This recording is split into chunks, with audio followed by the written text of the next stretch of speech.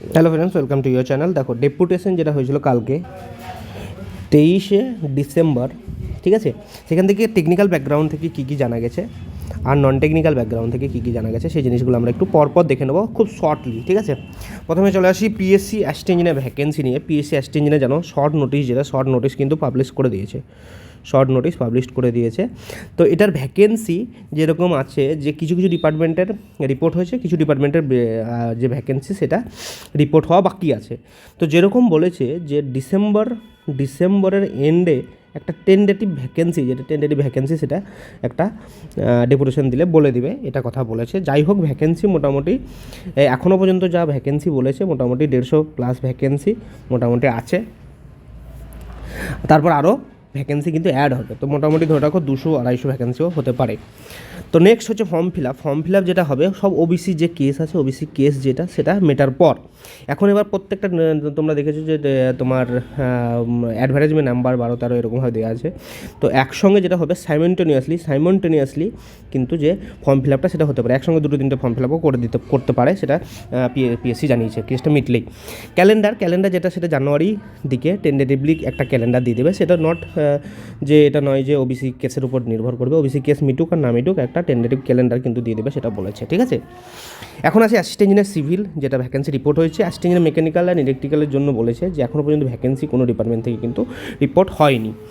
লেকচারারেরও same জিনিস বলেছে, এখনও পর্যন্ত ভ্যাকেন্সি কিন্তু কোনো মানে ভ্যাকেন্সি রিপোর্ট হয়নি, ঠিক আছে, কোনো ভ্যাকেন্সি রিপোর্ট হয়নি। তো পিএসসি থেকে চিঠি করা হয়েছে কিন্তু ভ্যাকেন্সির জন্য কোনো রিপ্লাই দেওয়া হয়নি, এরকম জিনিসটা বলেছে।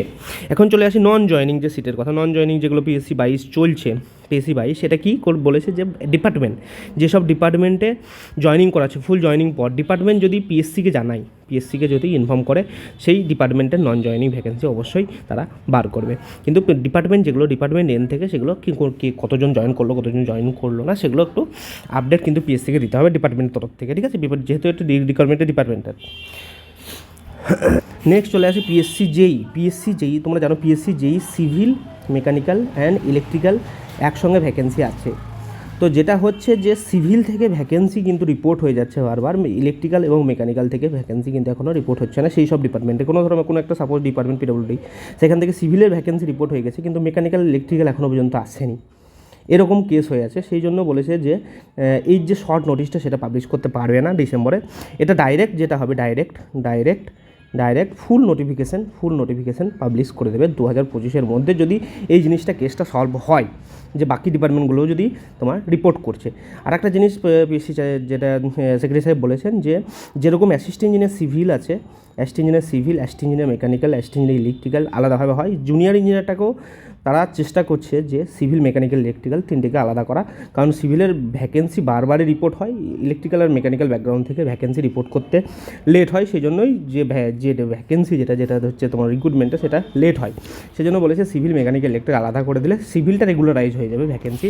যদি প্রতি বছরই সিভিলের রিকোয়ারমেন্ট জানো, সিভিলের রিক্রুটমেন্ট সব থেকে বেশি থাকে, তো তাহলে এই যে রিক্রুটমেন্ট প্রসেসটা সেটা রেগুলারাইজ হবে, কারণ সিভিলের জুনিয়র ইঞ্জিনিয়ার সব থেকে বেশি দরকার। তো এটা যদি মানে আলাদা করে দেয় তাহলে জিনিসটা রেগুলারাইজ হবে, এটা সেক্রেটারি সাহেব নিজে বলেছেন। এটা ঠিক মেকানিক্যাল ইলেকট্রিক্যাল ইঞ্জিনিয়ারদের, যেখানে দেখো মেকানিক্যাল ইলেকট্রিক দেখো, যখনই দেখেছি যে অ্যাসিস্ট্যান্ট ইঞ্জিনিয়ার বেরোয় সিভিল, তখনই কিন্তু মেকানিক্যাল ইলেকট্রিক্যাল খুব কম, নিয়ারলি তার কাছাকাছি বের হয়। কিন্তু এখনও পর্যন্ত যখন দেখো ডিপার্টমেন্ট ভ্যাকেন্সি রিপোর্ট করছে না, ইলেকট্রিক্যাল মেকানিক্যাল ব্যাকগ্রাউন্ড যারা আছো তাদেরকে বলবো যে ডিপার্টমেন্ট যেসব ডিপার্টমেন্ট তোমাদের মেকানিক্যাল ইলেকট্রিক্যাল রিক্রুটমেন্ট করে সেই সব ডিপার্টমেন্টের হেডে গিয়ে একটু ডিপোজিশন দিয়ে তাদের যেন ভ্যাকেন্সিটা রিপোর্ট করার জন্য একটু ইনফর্ম করতে পারো, তাহলে তোমাদের যে অ্যাসিস্ট্যান্ট ইঞ্জিনিয়ার রিক্রুটমেন্ট সেটা একটু তাড়াতাড়ি বেরোতে পারে। এখন নন টেকনিক্যাল ব্যাকগ্রাউন্ডের দিক দিয়ে এমভিআই, মোটর ভেহিক্যাল ইন্সপেক্টর, আর আইডিও, যেটা শর্ট নোটিফিকেশন খুব তাড়াতাড়ি পাবলিশ করবে বলেছে, শর্ট নোটিফিকেশন খুব তাড়াতাড়ি পাবলিশ করবে, এই দুটো সলিউশন হয়ে আছে। এটা নন টেকনিক্যাল, কিন্তু non technical MVI non technical আর আইডিও তাড়াতাড়ি শর্ট নোটিফিকেশন বার করবে, ভ্যাকেন্সি জিনিস নিয়ে যে প্রবলেম ছিল সেটা সলভ হয়েছে। নেক্সট যেটা আছে ক্লার্কশিপ আর মিসেলেনিয়াস কী হয়েছে, একটা 2023 চলছে আর 2024 যেটা শর্ট নোটিফিকেশান দিয়েছে। তো কিন্তু এর যে ভ্যাকেন্সি সেটা কিন্তু ওভারল্যাপ করার কোনো ব্যাপার নেই। ভ্যাকেন্সি টিল ডিসেম্বর পর্যন্ত যত ভ্যাকেন্সি আসবে সেই ভ্যাকেন্সিটা আগের যে রিক্রুটমেন্ট 2023 অনুযায়ী হবে। নেক্সট জানুয়ারি 2025 পর যে ভ্যাকেন্সি জানুয়ারি থেকে যে ভ্যাকেন্সিগুলো আসবে সেগুলোই তোমার 2024 যে নতুন রিক্রুটমেন্ট হচ্ছে সেটাতে অ্যাড হবে, ঠিক আছে। তো এরকমই বলেছে যে তোমার ক্লার্কশিপে ভালো ভ্যাকেন্সি আছে, 8,000 প্লাস ভ্যাকেন্সি থাকার সম্ভাবনা আছে, খুব ভালো। আর মিসলেনিয়াসও প্লাস 800 প্লাস ভ্যাকেন্সির কথা বলা হয়েছে, খুব ভালো একটা ভ্যাকেন্সি আছে। তো এটা কিন্তু এটা নয় যে নতুন যে রিক্রুটমেন্ট হচ্ছে তার সঙ্গে সেটা কোনো ওভারল্যাপ করবে, ঠিক আছে। যাই হোক, ভিডিও ইনফরমেটিভ লাগলে লাইক করবে, শেয়ার করবে ফ্রেন্ডদের সঙ্গে, আর যদি মনে হয় ভিডিও চ্যানেল থেকে কিছু গেইন করবে তাহলে অবশ্যই সাবস্ক্রাইব করবে। নতুন ভিডিও আসার জন্য বেল আইকন অবশ্যই দাবি রাখবে।